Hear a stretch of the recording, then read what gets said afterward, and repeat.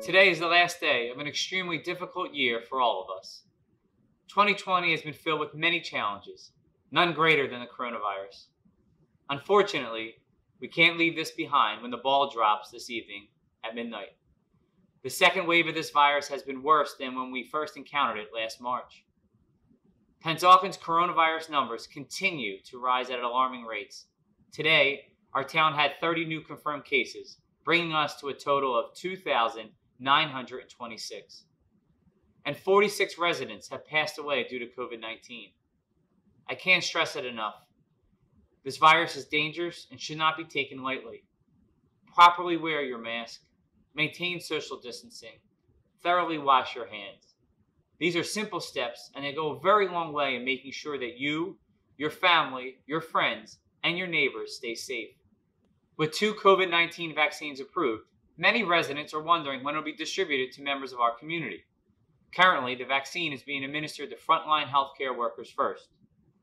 The next phase would include other essential workers such as first responders, education and child care workers, law enforcement, and government employees, as well as those at higher risk, including individuals 65 years of age and older, those with underlying medical conditions, people with compromised immune systems, and the like. Upon the completion of these phases, the vaccine will be made available to the general public. The timing of the progression among the groups in each phase will be dependent on the supply of the vaccine to the state. Camden County has more information on their website at camdencounty.com. While the outbreak has dominated so much of our time and effort this year, there were still several moments that stood out in 2020. They bring with them both the good and the bad, and the way we look at things will forever be changed.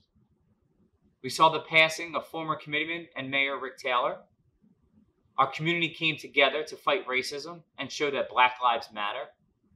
Our households were counted for the 2020 census. We helped our neighbors in need. We found ways to celebrate as a community, even if it was 6 feet apart. We received the second largest grant in the state to build a new library and municipal building.